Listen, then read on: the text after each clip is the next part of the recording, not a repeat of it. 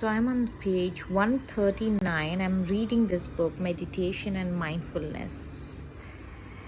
Okay, I really can't pronounce Andy Puddicombe. I don't know what exactly. So I just want to read this out. The Distracted Man. This idea of being aware and awake to each and every new moment is potentially very exciting. It is so easy to live life on autopilot and for the days and years to pass us by. A client came to see me at the clinic some time back. He came not because he had been referred by his GP means general physician, or because he was suffering from some kind of mental illness. He came because he said that he was feeling increasingly disconnected from the world around him, increasingly caught up in thoughts about work.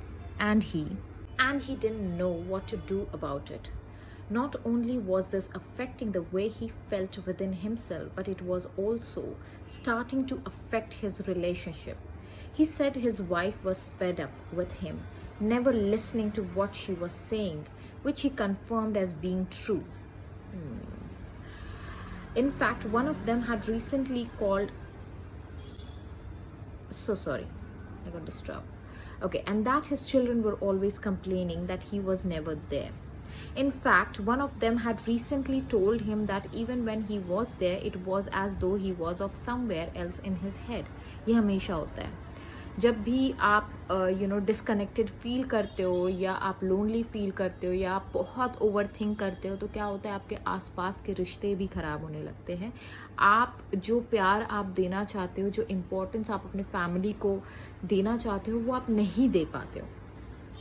So this comment had been the final straw. He felt heartbroken to hear that from one of his own children. Understandably, he was very upset and he worried that if he didn't do something to change the situation, then the ramifications for the family unit would be very serious. कई रिश्ते इस reason के वजह से भी because of your overthinking या because of your you are always distracted, you are not present, बहुत सारे रिश्ते टूट जाते हैं, ख़राब हो जाते हैं. So let's begin again. For the first couple of weeks, we worked together to establish a really strong foundation for mindfulness, in particular the meditation element, taking 10 minutes out of each day to allow the mind to settle. At first, he struggled with this idea. I am already finding it difficult to find time for my family. How can I justify taking out even more time for myself?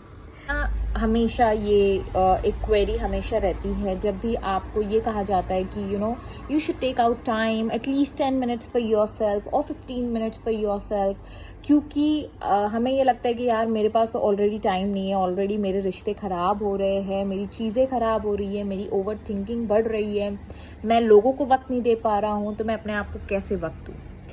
So this kind of people, I really want to tell you that कि ये lack of self love है. अगर आपका cup ठीक है, if your cup is not full, you cannot share with others.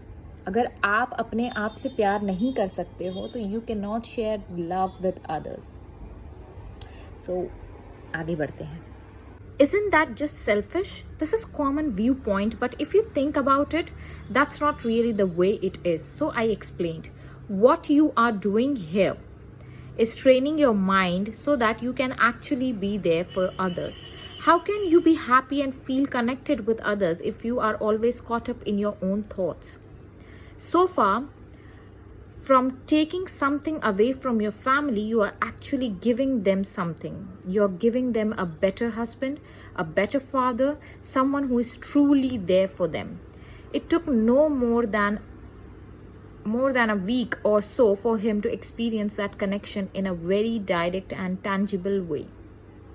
In fact, he returned with a big smile on his face the following session and proudly exclaimed, I haven't shouted at the kids at all. At the kid all week. So this happened जब भी आप meditation करते हो, जब भी आप अपने लिए वो 10 मिनट 24 घंटे में से सिर्फ 10 मिनट आप अपने लिए निकालते हो, तो क्या होता है, आप एक्चुअली अपने स्ट्रेस को, अपने थॉट्स को कंट्रोल करना सीख जाते हो. अच्छा, मेरा मतलब कंट्रोल से ये है कि आप फोर्सफुली भी आपको नहीं करना होता है मेडिटेशन में. मेडिटेशन का मतलब ये होता है कि आपको बैठना है अपने थॉट्स के साथ, फिर वो प्लेजेंट थॉट्स हो या अनप्लेजेंट थॉट्स हो. अच्छा, इस बुक में एक बहुत ही अच्छा एक्सप्लेनेशन दिया है फॉर ओवर थिंकर्स. जैसे कि अगर आप किसी रास्ते पे हो और रास्ते पे आपको दिख रही है कि बहुत सारा ट्रैफिक है, कार बस आगे पीछे हो रही है, दे आर जस्ट ड्राइविंग, इधर से कार आ रही है, उधर से कार आ रही है, तो आप क्या करते हो? आप थोड़ी देर खड़े होके, रास्ता क्रॉस करने से पहले आप थोड़ी देर खड़े होते हो, आप पेशेंटली वेट करते हो कि थोड़ा ट्रैफिक कम हो जाए, तब आप जाके रास्ता क्रॉस करते हो. The same way your thoughts are just like the driving cars. You just have to sit patiently and just observe them. Just observe them. और मैं किस ऑब्जर्वेशन की बात कर रही हूँ? मैं एक पैसिव ऑब्जर्वेशन की बात कर रही हूँ.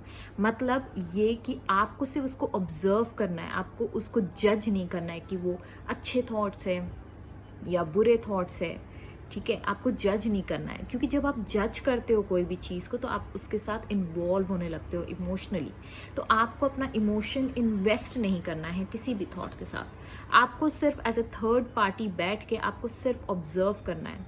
तो जब आप ऑब्जर्व करने लगते हो तो what happens after a certain period of time, आपका दिमाग शांत होने लगता है. यू स्टार्ट गेटिंग कामर एंड कामर एंड कामर. एंड एक स्टेज ऐसा आएगा, ठीक है, जहाँ आप हर एक थॉट को पढ़ सकते हो, हर एक थॉट को आप आसानी से देख सकते हो, as if like you have become a flash. क्योंकि जब फ्लैश रन करता है ना तो वो हर चीज़ उसके सामने स्लो हो जाती है. ठीक है, तो सेम वे वही चीज़ आपके साथ होंगी. वो जो फ्लैश का सुपर पावर होता है वो आपको मिल जाएगा जब भी आप मेडिटेशन करते हो. तो this happens, you automatically you start controlling your thoughts. तो controlling your thoughts से मेरा मतलब ये था. So hope you understood.